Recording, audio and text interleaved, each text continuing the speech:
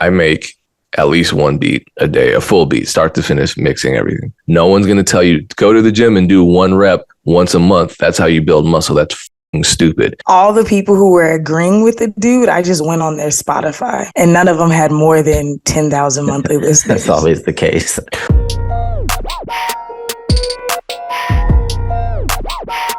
I just feel like those hats have this unique ability to just get all crunched up. What's going down? It is the Music Entrepreneur Club podcast. We're back. The gang is back. Erin's back. I don't know where she is. I assume Atlanta, but she really could be anywhere. Dame, I know exactly where he is. You know exactly where I am. This is not a fake background. How's everyone feeling today? Erin's back in her prison cell, but now she's got pics of the family so she doesn't get, lonely. Yeah, basically, it's not a... I tried to black out the window a little bit, but it's like, it's only half of the window, so it's not as overexposed. But you're right. I got my family behind me, and some of my heroes. So I'm excited. I'm decorating a lot more because I'm spending more time here. And I just have a new I'm launching a new podcast next month. So this is going to be the setup that I record in. Podcasts, I feel like, there's so many different podcasts these days. Everybody got a podcast. I'm a part of 3 podcasts. They're fun though. But I do think that before you start a podcast, you should realize up front, it's not just about talking. And I think that a lot of people just want to start a podcast to just talk about anything. I think that if you're going to start a podcast, you should probably find a niche, like something specific that you're talking about. I know true crime is popular. Our obviously this podcast is music business. Blackbusters is celebrating Black cinema. But I think a lot of people just like the idea of turning on a mic and just talking about culture. And very few people are good at that. Very few people are good at speaking, Yeah, well, that, but also giving interesting opinions, insights, adding on to what's going on in the culture. My podcast is a podcast for adults to fall asleep to. So if you hate what I'm talking about, it's great because you can just fall asleep to it. So yeah, that's literally what it's called, a podcast for adults to fall asleep to. Oh, nice. I use those Black movies on Netflix that have C-list celebrities to fall asleep. The light is really bad for your eyes and stuff. I'm have done a little bit of studying about it. So it's better to fall asleep to a human voice. It's better to fall asleep to things that encourage you. And so I'm trying to just give people an alternative to watching TV to fall asleep. I was going to say, because Erin, are you doing audio only for the podcast? I'm doing video as well because I'm discussing topics that I'm really talking about my position as a woman in the music industry and a lot of my frustrations and hurts there. But it's such a hyper niche that I feel like if you don't care about this, it's just me talking about my feelings so you can fall asleep. But I also wake up pretty early several mornings out of the month and I want something to watch that's soothing. So I'm still giving people the option to watch it on YouTube. But yeah, it's intended to be listened to. Yeah, and shout out to all the men who are going to jump in the comment section and call Erin sexist for talking about her experience as a woman in the music business. So speaking of experiences in the music business, there is this big experiential differential when it comes to, I guess, just music business content that's being released. And I think we have an example of that. There was I don't know if it was a TikTok. It was something a video that Russ released. And then there was a subsequent response by a gentleman who runs a company called Somewhere Soul. And I'm going to play that. We're all familiar with it. If you're not, you're in for a condescending British treat. Hold on, no one can condescend quite like people across the pond. I really believe that. I've been to London and they can talk shit like no other. You don't know if they're being mean or polite. It's really confusing. So here is this guy's certainly not being polite though. It's less ambiguous. Here's the original video. if you're not putting out music consistently, it doesn't look like you are taking your music serious. Russ, that's really bad advice for artists. I'm so sick of people preaching this message of basically quantity over quality. I don't know why people keep seeming to treat streaming platforms like social media platforms and thinking you have to like feed the algorithm. If anything, the more frequently an artist churns out releases, the more DIY it feels. As a record label, A&R, all the independent record labels I know, they do not get their artists to churn out releases constantly. They are carefully thought out, structured campaign release timelines with video creative, photo assets. It's all very, very professional. And when I'm digging for new artists to sign and new music discoveries, one of the things I'm looking at is not release frequency. The direction will always be more important than the speed. Naughty Russ. That man said naughty Russ at the end. That was hilarious. But he used a tactic that I see frequently on the internet. Sometimes done on purpose, a lot of times done on purpose, but sometimes not done on purpose. Like he addressed something that like Russ wasn't even talking about. Like when he went straight to quality, like Russ said nothing about quality. Like he just totally went a different direction and said that Russ was wrong. And Russ never said anything about the quality of music, right? And then the other thing, he was like, it makes it feel DIY. What the fuck is wrong with that?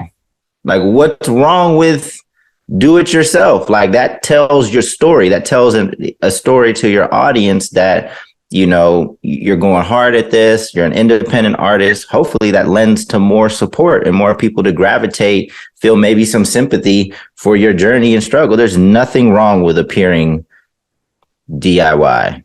For the record, I want to say something. This is probably the one positive thing I'm going to say about this guy. He is right that most labels don't churn out releases, which is a problem, as we saw with Katori Walker when he was on here talking about when he was signed to Capitol. They didn't want him to put out. Well, they were fine with him putting his music out. They couldn't really stop him from that based on how his deal was structured, but they aren't releasing his music regularly, which is a major gripe from artists. When you sign to a label, you want to continue releasing music. I don't think the majority of artists want to take 2 years, 4 years off. Now, granted, that's a narrative. When I shared my response to this video, there were a lot of people who were consumers. They are not in the music business, so they are right to say they have a right to say incredibly terrible takes on the music business. But the take was always, what about Beyonce? What about Kendrick? What about Dre? Chronic hasn't come out and he's still rich. If you're going to compare yourself, someone with 57 TikTok followers, to artists with legacies that date back to the 80s and literally billions of dollars behind them, do that and fail forever. But that's not even something that I'm going to legitimize by entertaining a conversation about it. It's really a childish way to look at reality. Now, there's a lot going on in this video. A lot. What was your take, Aaron? Because I know you replied pretty early on. To me, it seems like he's never broken an independent artist just by what he was saying. And I'm not saying that one shoe fits all, but I've never had an artist experience a major uptick without releasing a lot of music. I think that if you don't already have a captive fan base, then releasing it all as a conglomerate a lot of times will stifle you. So dropping regular singles, like we have an artist right now, she just landed like some major syncs, but she doesn't have a lot of music out. So right now we're dropping one single a month. And the only reason we're doing that is because we just recently started working with her. If we could, we'd be dropping singles every other week. Like that's just even one of my artists who's signed right now and she's doing well. We have a plan for her to drop her next 5 singles every 2 weeks.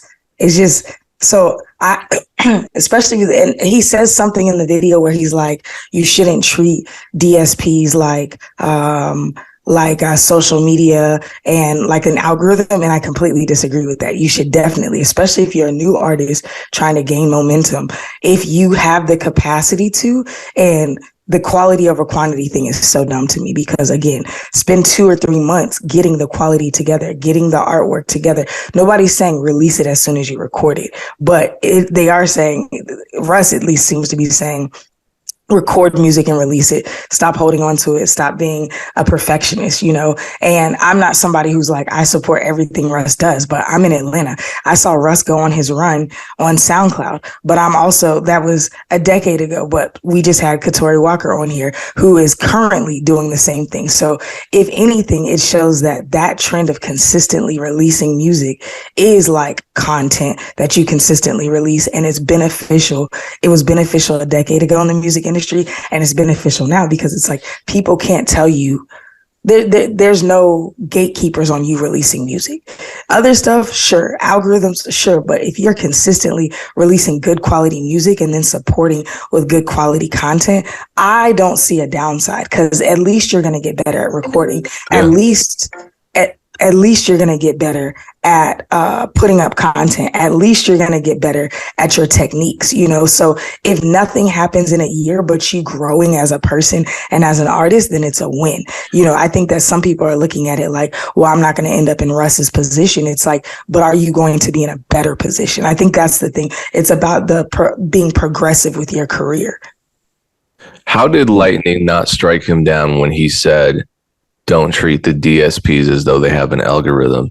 That's the most patently, objectively false thing I think a person who is a so-called music business professional could say.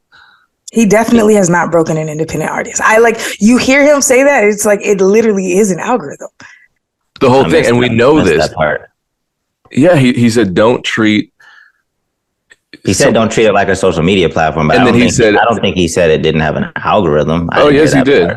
He certainly implied. He said, "Don't treat it like a social media platform where you have to feed the algorithm." It's like, yeah, you have to feed the algorithm. Oh, but he didn't say it didn't have an algorithm. I think he was basically saying like, be more precious with your music. Like on social media, you can make posts, you can throw anything in a story and things like that, or tweet anything. I think that's what his point was, not that it didn't have an algorithm. He should have just been more careful the way he said it. It's ambiguous because if you throw out "don't feed the algorithm," what you're saying is don't effectively navigate the algorithm. Because his whole argument was about quality, right? So that's what I received from it. He should have done. It's a dumb argument. What he should have done was took it down before Russ got a hold of it. Hey, I got some good.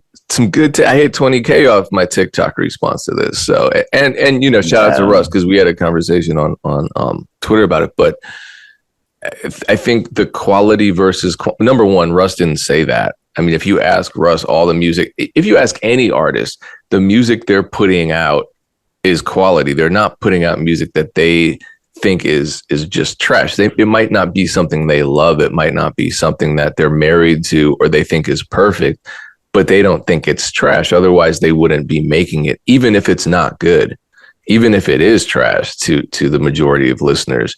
Quality is this subjective term. There's no way this guy can quantify that. There's no way that this guy can create an all-encompassing metric that everyone can agree on. So it's just a silly, nonsensical conversation to have, and then to use that as the foundation for a rant against an artist who used this method and clearly won, both in a space that this guy doesn't exist in and a space that this guy would love to exist in. So this really bothered me because this is basically a video that is. And you know what? This is everyone's right, and not everyone's meant to be in the music business. So this is going to weed a lot of people out. But this is a video that just confirms people's laziness and their desire to not work consistently. For him to say, I hate this advice, I hate when musicians say make music consistently, is anathema to progress. I think it's the most harmful thing, one of the most harmful things a person could say, speaking from a position of experience in the music business. And we gotta be careful, right? Because if we say that, we're doing the same thing I just was upset at him for doing to Russ, right? Like, he didn't say not make music consistent. I feel like we always have to be very careful when we're rebutting something or, saying what other people, like, responding to something, because that's not what he said, right? Well, let me just replay, because I swear he said something like that. He didn't say make music consistently. I just want to hold on. Russ says, if you're not making music consistently, it seems like you're not taking your music seriously. And then he says, Russ, that's really bad advice for artists. So to me, he's positioning his statement of bad advice against Russ's statement, which literally says, make music consistently. But making music consistently is different than putting it out consistently, right? Like, I don't think anybody would disagree with making music. Putting music out consistently. I still stand on. I think you should put music out consistently, and I don't think that's bad advice. Yeah, there's just no there's not really any downside to it. Like, the upside is what we've seen in the past couple of weeks, with Bari having 15 streams on a song and it changing his life, with Katori Walker going from 200K to 800K. Like, if you there is a point in which I think you should slow down. I mean, there's artists that I'm thinking of off the top of my head that should probably slow down a bit. But I wouldn't be able to give, like, in general, the advice is to release music consistently. I think you get to a point where you could kind of it probably would behoove you. It'd be better to slow down and focus a little bit more on the quality of your music. But I don't think most people are anywhere near that point yet. No. And it would take me kind of better understanding your situation to give you that advice. So yeah, I don't think any three of us is saying, like, hey, don't release music consistently. That's obviously what you should be doing. The people who were in the comments, like, I guess it's my petty gene, but all the people who were agreeing with the dude, I just went on their Spotify. And none of them had more than 10,000 monthly listeners. That's always the case. Well, none of them. Like, literally, there was an artist that I follow. He was like, man, I've been saying this. And I wanted to be like, but who are you to be the authority on this? So I was like, maybe I'm tripping. Maybe he's just hitting a lick right now. Okay, last song released 4 months ago. Song is not even in his bio. Song is not one of his most popular songs. 9,000 monthly listeners. And this is no shade to people who don't have a ton of monthly listeners. But my thing is, this could even lead into what I wanted to talk about today. There's so many detractors out here. It's okay if you disagree. We disagree on stuff, but if you disagree, have a case for yourself. Anytime that I'm stating something that I'm like, this is what I believe, it's usually not even based off of one thing. And I'll say, if it is, I'll say, well, one time this thing happened, so I could see them saying that. I'm going based off of a track record of success. Like, there were people who tried to, like, refute me, and they were like, I was like, it's giving, I've never broken an indie artist. You know what I'm saying? And like, I'm like, yo, like, I can show the receipts.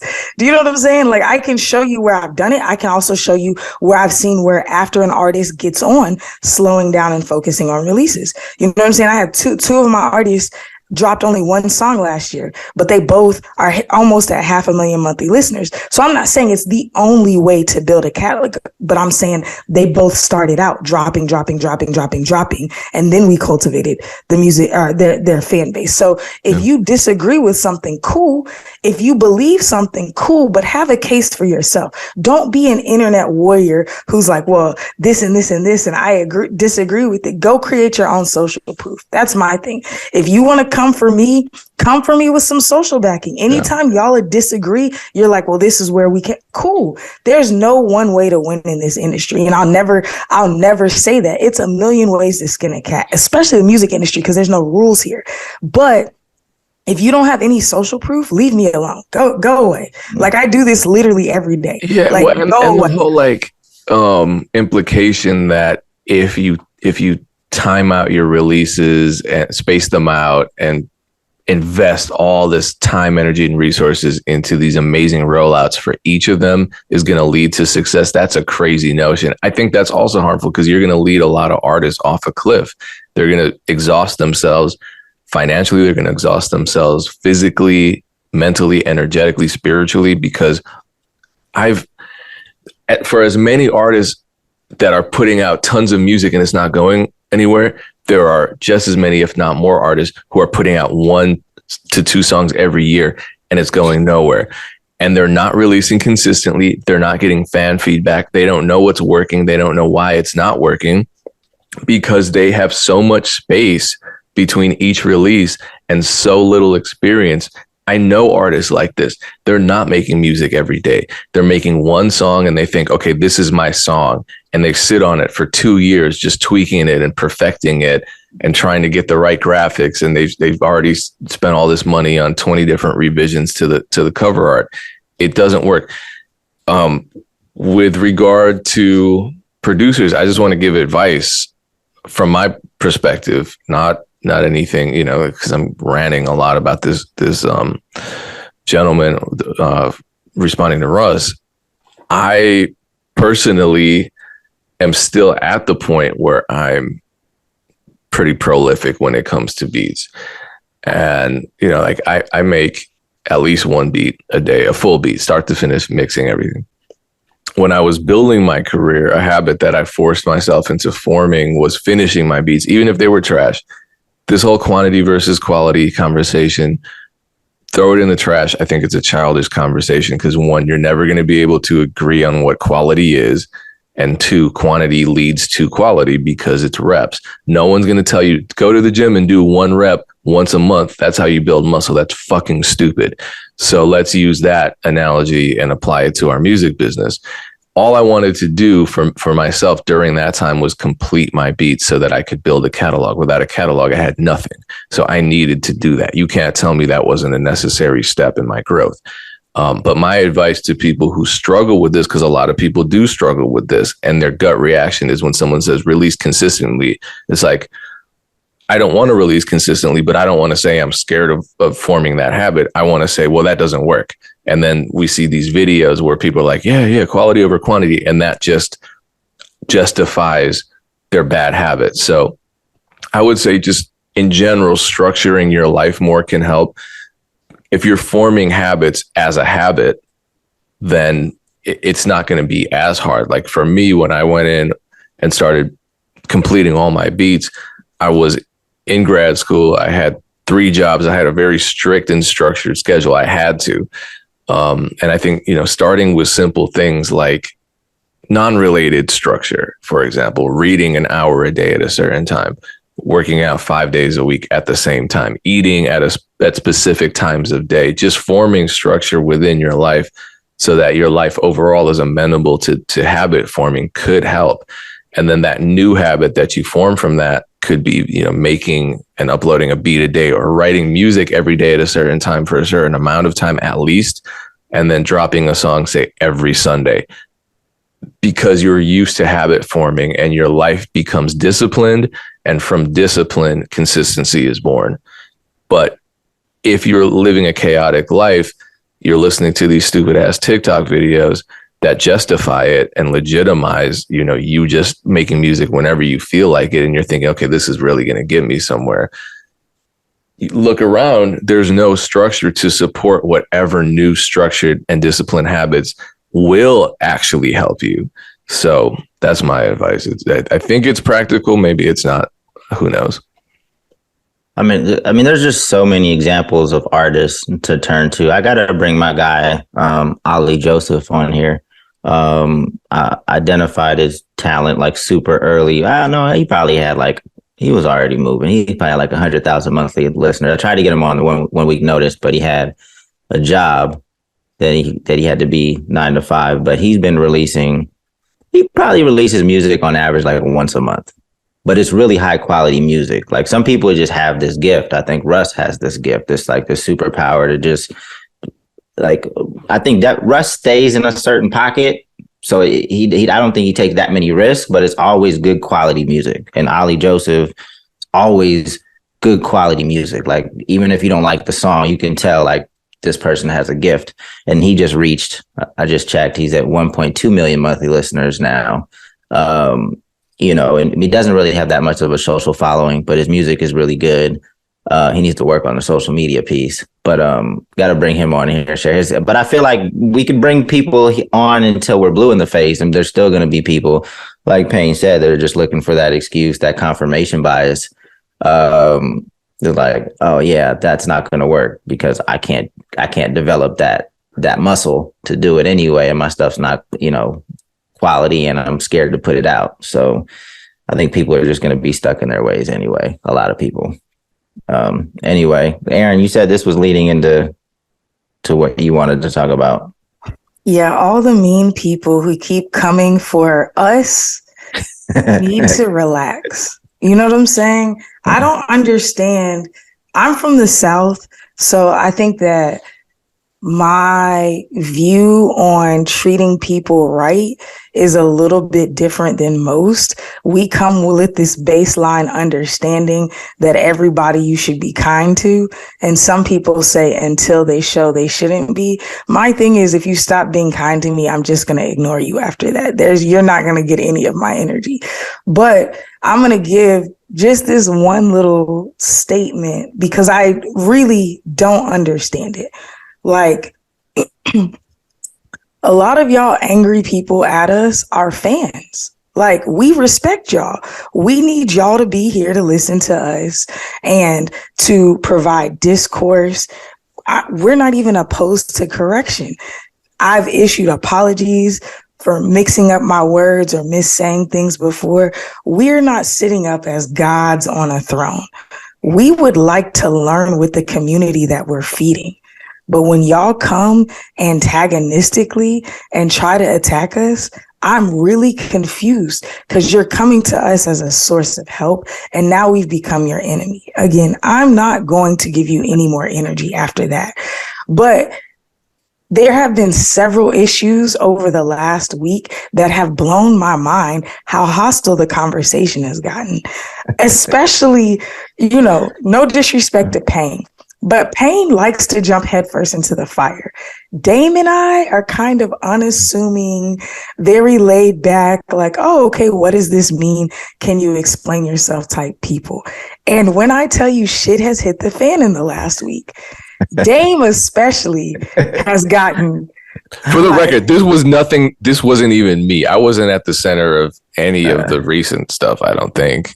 I wasn't even going to talk about this today, but I'm down. I have to address this because it's so disconcerting to me, right? Again, being from the South, we have a lot of anecdotal sayings, and it's like, stupid is as stupid does. In my head, if you are parading yourself as an expert on a subject, the most that you could do is appear to be wise, right? But if you get super emotional about the subject that you're defending, it really just starts to seem personal and not business. And then nobody takes you seriously. And I'm saying this as an emotional woman who leads with emotion and really believes that there's plenty of space for emotion, especially in the music industry. So this isn't just be serious, don't show emotion, but to attack somebody who's essentially mentoring you on the internet makes absolutely no sense to me. And furthermore, I feel like you don't understand clearly that the internet is a public place. When you attack people who are notable and have good character, you're setting yourself up to just close a bunch of doors. There were people this week, 2 people in particular, that I was like, I would never do business with just because of the way that they came, right? One came at me slightly one really came at Dame, and I was like, yo, the door is forever closed, right? And it's not even because I'm the biggest Dame fan or because we're on a podcast together and I feel the need to defend him. My thing is, you seem emotionally unstable. I would never be interested in diving into business with you because you may fly off the handle and my name would be tied in with you. That's the reason that we dropped off half of our roster last year. We had some artists do some very unsavory things to us. And I was like, if y'all do this type of business to your team, imagine what y'all could be out there doing with other people. And my name would be tied to this. You know what I'm saying? Money aside, it's like reputation, integrity, those type of things. Safety matter the most to me. So if you feel the need to be so angry in a rebuttal, or if you're hurt or upset about something that one of us has said, again, about the music industry, let's have a conversation. We're not saying that we're the definitive authority on anything. We all approach the music industry with curiosity. We've just all been here 10 plus years, 15 plus years. So we're talking about it and we're trying to help other people. We're filling a gap that other people don't have. It makes us feel like you have something else going on when you come that hard. Like, why are you this angry at a music business opinion? Like, my company sends creatives to therapy. Go on our website. The therapy fund opens back up in March, but you can apply right now. If anything that we say makes you angry enough to come out of your character, go to therapy because we are not the ones. It doesn't make sense. We're here to be kind and to teach. So I'm just saying, y'all are weird. Some of y'all, I'm not going to say all of y'all. Some of y'all are weird. You need to go to therapy. But even if you don't want to, at least keep your mouth shut so we at least think that you're wise. Because the moment you open your mouth on the internet, there's hella people who screenshot it. There's people deleting their comments. Right now, there's people hiding behind, they threw the rock and they're hiding their hand, as my lawyer says, as one person quoted this week, which is really interesting.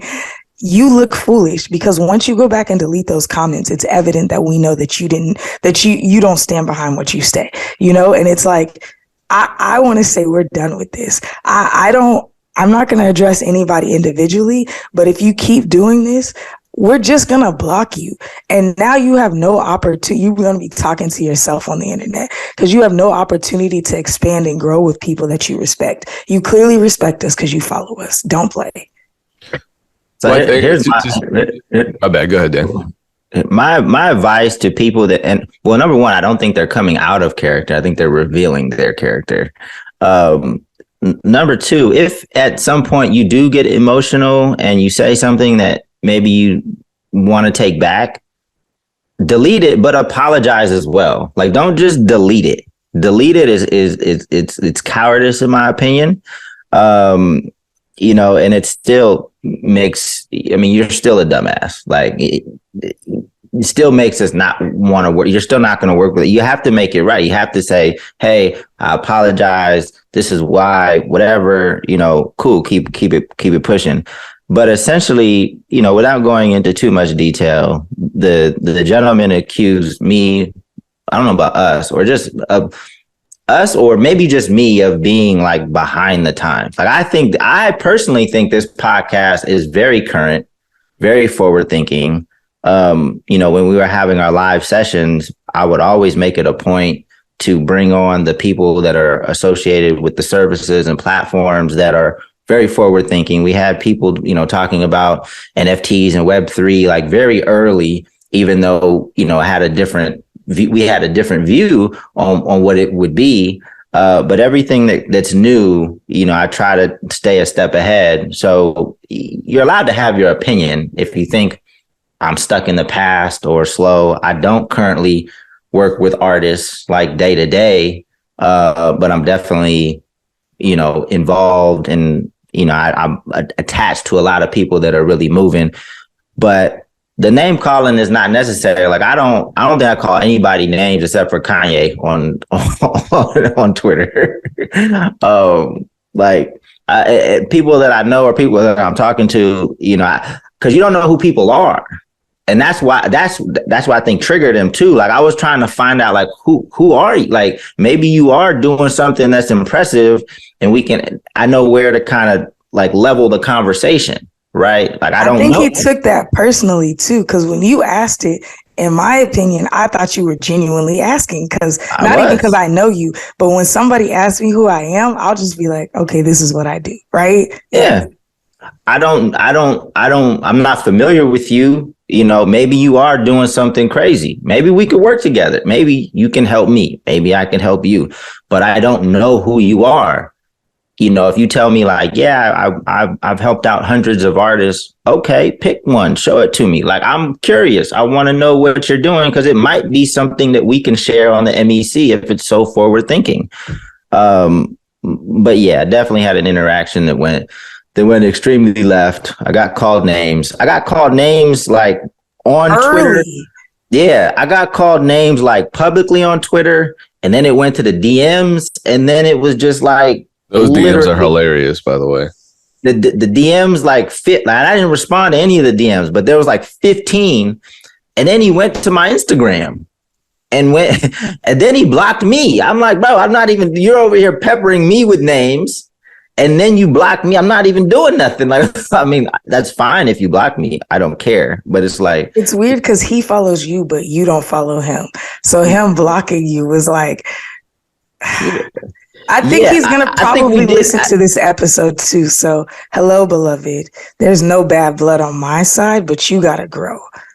No, because we had, you know, an exchange, or I think we did follow each other at some point, because of, you know, months ago, he might have said something. I was like, oh, let me just follow this cat.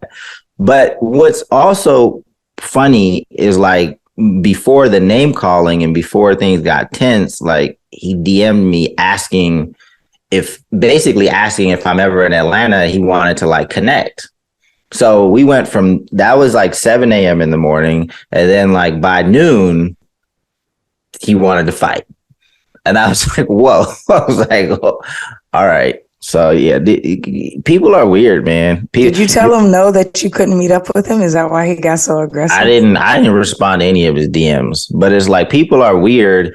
And I always, you know, we've been on social media long enough now that we can kind of gauge, you know, who we want to meet in person and who we don't. Like, there's some people on Twitter that I really enjoy their tweets. I really enjoy their insights. And I'm like, man, I hope I meet this person in person, like, because they seem like a very interesting individual. There's people on the other side of that spectrum where I'm like, I hope I never run into this cat, because he is a super weirdo. So, you know, adjust your social media personality accordingly. You know, and I was going to say, you can convey energy through your tweets. And I think you can, if somebody follows you for long enough to discern kind of a pattern. But at the same time, tone does get lost. And I know with me, like Aaron says, I jump head first. I don't personally disrespect people. If you have an idea that I disagree with, I'm going to disagree with it head on.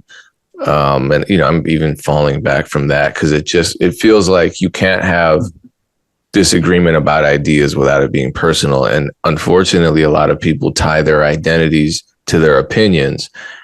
And it's not even something that they should be invested in, especially, you know, when we're talking about the music business, most of the arguments we get into aren't even people, you know, no disrespect. They're not people who are doing this for a living.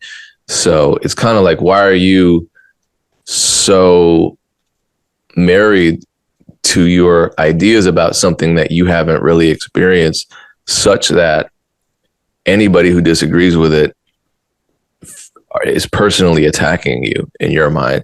And so when people feel cornered, their backs against the wall, I'm just like, yo, I'm disagreeing with the way that you characterize, you know, the TikTok strategy. I think you're wrong about it. Oh yeah, well, fuck you, pussy ass, bitch ass. Or like, okay, you walked into a totally separate category now. That's what I don't understand. Like that screenshot that I posted, because I thought it was funny, where the guy, we were having a conversation of, you know, he loved my beats. It always starts off positive. And then he sends me a link and says, hey, here's how you can buy my beats. And I replied, I don't want to buy your beats. Then suddenly it was like, oh, you forgot where you came from. Fuck you. And it's like, why? Whatever. It's the type of thing that the more interactions I have with people, the fewer interactions I want to have with people. So you just kind of, I don't know what to say. I think something to remember for people too is like, especially in the music industry, everything is a job post. That's how I see it. You know what I'm saying? Like it's like consistently people hit me. They're like, yo, I was following you on Twitter, or I saw this on Instagram, and then I talked to da-da-da and they knew you. So I figured we could, like, all of my business, 100% of my business comes from word of mouth. Like, I make a full-time living and have a staff of 14 off of word of mouth. You know what I'm saying? I'm not balling. I'm not like going crazy, but I don't have anything to hide or lie about on the internet. So like when people disagree with me, I'm like, cool, like we disagreed. It's like Payne said, it's not an identity thing. But when you feel so combative or you feel so disrespected because you're insecure about your position here, it's setting you up for failure because you don't know who is connected to who. Do you know what I'm saying? And so like, if you really are trying to succeed in this industry, and I'm not saying that I see shitty people have success. I know shitty artists who have success. I'm not saying it's a 100% fail safe, but I'm saying that if every day you could get 1% closer to your dream, every time you do some crazy shit on the internet, you're backing yourself off 5, 10, 15%. And I'm not saying that we're gatekeepers, we're going to stop you. But if somebody ever calls me for a reference to somebody who I know is a shitty person or has a shitty attitude, even off of some crazy tweets, I'm going to be like, nah, kill that. And I've done it before.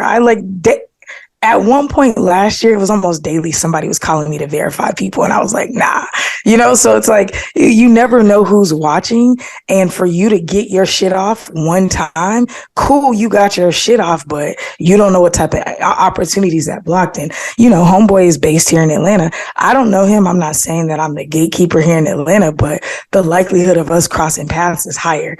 You know what I'm saying? It's not like, and again, I'm a woman. I'm not going to fight you. I don't have any desire to prove anything, but it's like, if you come up to me off of some unstable shit that I saw on the internet, or if one of my friends asked me to verify, like Dame even texted me, hey, do you know this cat?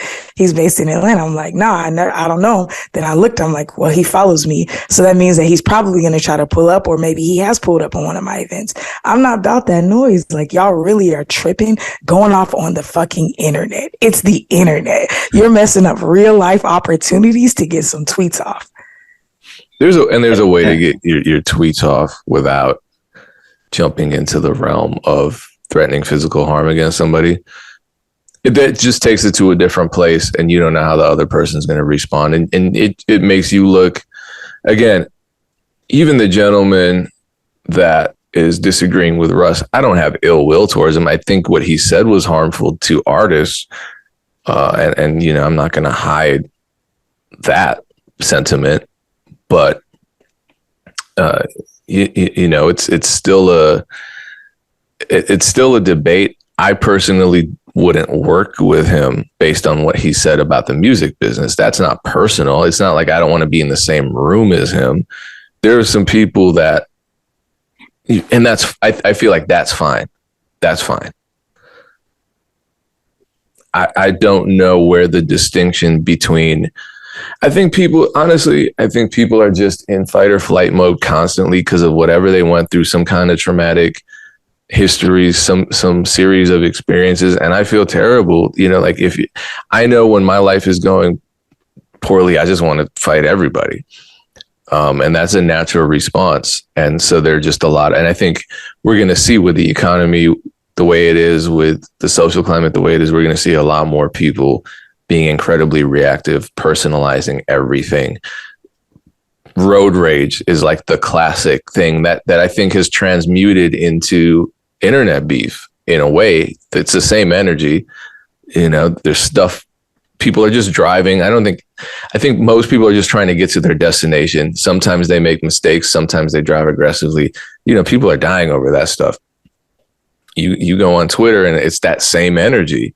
It's a disagreement. And someone wants to injure you physically or take it to, an entirely different realm where they're jeopardizing their own lives and the lives of many other people. And it shouldn't get to that point.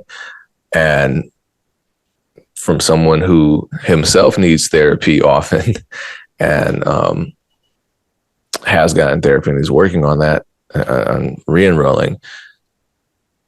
Try it out. Try if it's not a fun place to be in. Being that reactive is not fun. I don't feel good when I'm that reactive. And I know for a fact that you can't feel good because we are all humans. We all deal with the same emotions. So if that's how you feel, 1, I feel bad for you. 2, you're dangerous. And 3, you can change it. Yeah. I mean, the last thing I would just say in general, like, you don't know what people are capable of. Like, just keep it cool. Like, we don't, even in person, road rage, like, you can make a decision that changes or ends your life, like, all because you needed to get, that middle finger off to that person that maybe accidentally pulled into your lane. Like, they're having a bad day. Everybody's got a gun these days. Boom. Like, just because your ego was hurt. But anyway, I know we're running short on time. Let's make this one really quick. I just want to get your guys, because I posted on Twitter last week and posted on Instagram today. If you could change one thing about the music industry, if you could just snap your fingers, boom, it's a done deal. Payne, what you got for me? Unified. Everything unified. Like one system. Like just one system where you upload music, get every single royalty, like everything's transparent. Boom. Yep. Right there. Boom. I love it. Aaron, what you got for me?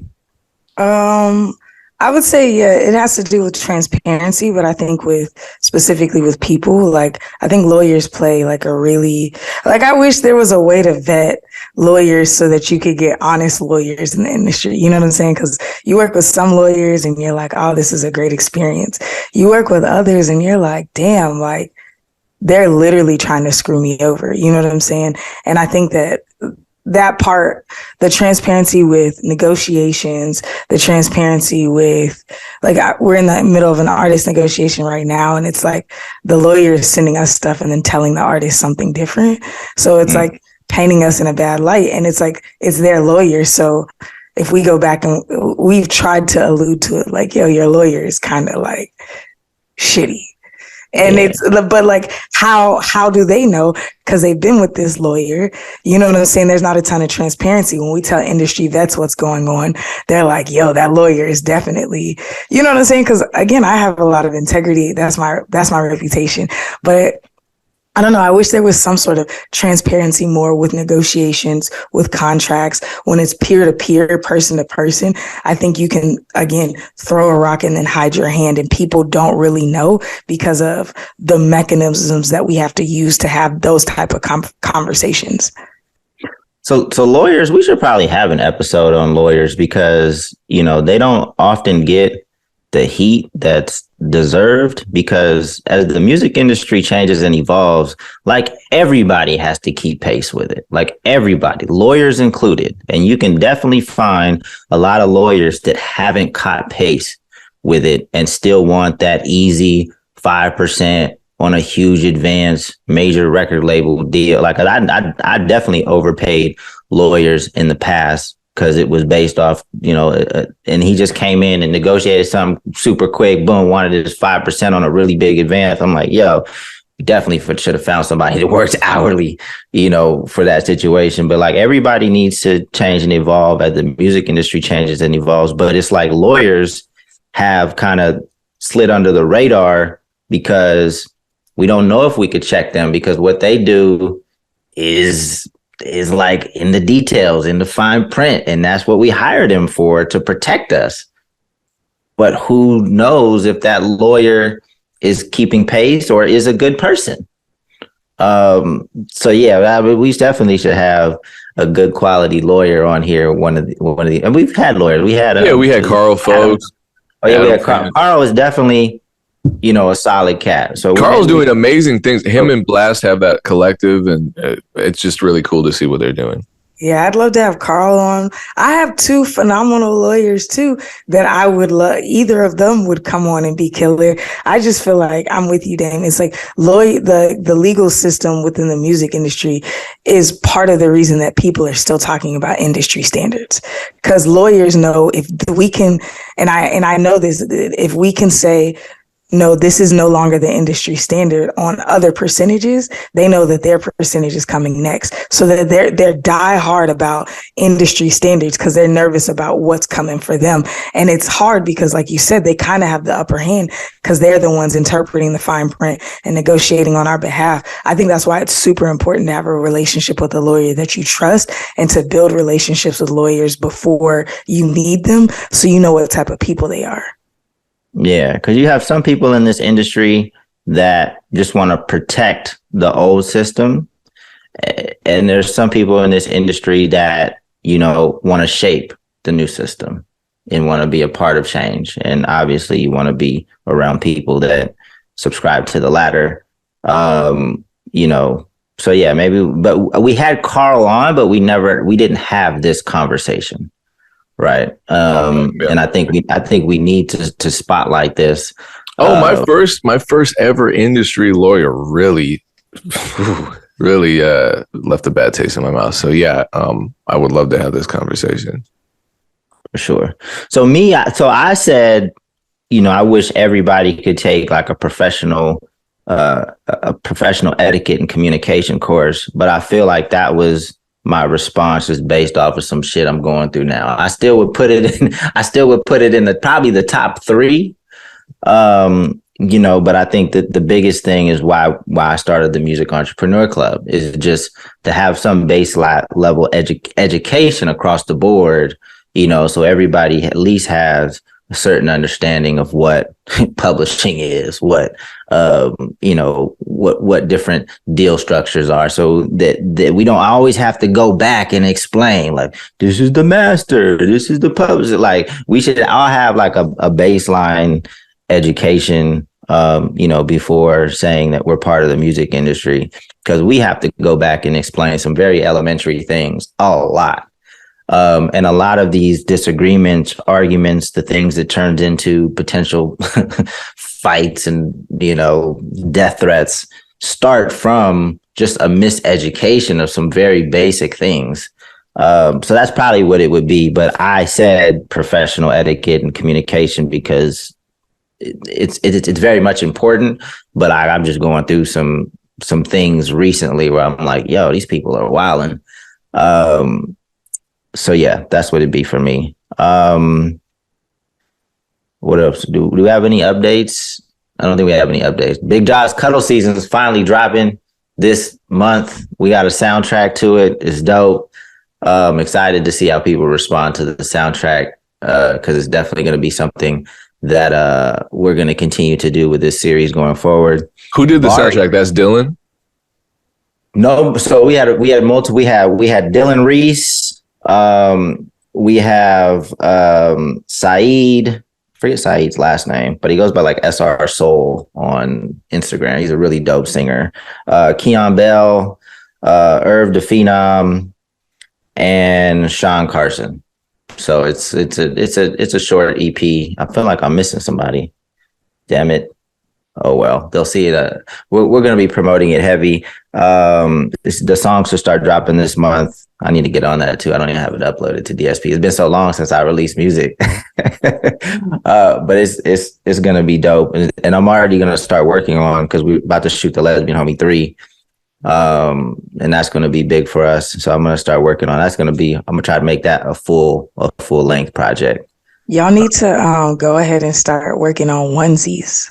Because this is going to be the music that a lot of people are making babies to. You know what I'm saying? The way y'all talking about it, I'm excited about it, but it's like dropping in the Valentine's season. So I think, in the fall, y'all need to go ahead and drop the onesies. Like, I know y'all heard cuddle season. Here are the onesies for the byproducts. I thought you meant onesies like the adult ones that people just, you know what I'm talking about? For babies. Yeah, but once you have a baby, then you do the cute family photo shit where all of you have the same onesies on and it's whatever. I'm just trying to make you guys money. Excuse me.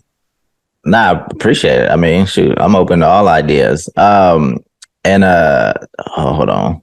I'm not even. And shout out to Bari, because Bari is scoring. He's scoring the series. Trying to think. I think I'm missing somebody. That's why I'm going. So we back. kind of know what kind of agreement you guys had. What's that? We know that that Dame modified his sync agreement with Bari then. Oh no, I mean we're just paying him to score it. I don't know, to score the web series. Yeah, no, I know. Oh, you had that debate about Masters. That's all. Oh, got you. Darius J is the last one. He's actually based in Atlanta. Super. The reason I forgot about him is because we had a day here where we shot videos for all of the songs except for his, because he's based in Atlanta and everybody else was in LA. So we're trying to figure out what we can do for his track. But he's super dope. So yeah, it should be cool. I'm excited to ask Erin. She'll figure it out. I mean, if you need some help, let me know. I don't really have a lot of video people here. My video guy is actually out where you're at, Payne. Who's your video guy? Yeah, we just fly him out for stuff because most of our artists don't live. His name is. He's a graphic designer, but like ill with the video as well. But he does all of our in-house content. I don't know what it is with Wisconsin, but there are a lot of great videographers out here. Yeah, y'all got some stuff going on out there. So cool. Well, I think that's it. The Independent Living podcast, the most recent one with Coda the Friend, is out. I'm not even going to say who I'm talking with today, but there's going to be another dope one next. So I'm excited to release that. Yo, let me plug the podcast, our other podcast too, the How to Build Your Own Dreams podcast. Y'all, if you are looking for like the quick 15, 20-minute podcast to listen to encourage you, you don't have to be in the music industry. Obviously, most people listening to this are, but we're just talking about business tactics and thinking differently and how we're building our own dream and how you can too by applying new ways of thinking. So it's wherever you stream podcasts, How to Build Your Own Dreams podcast. There it is. On that note, appreciate you tuning in. We will be back same time, same place next week on the Music Entrepreneur Club podcast. Appreciate you. Peace. Peace.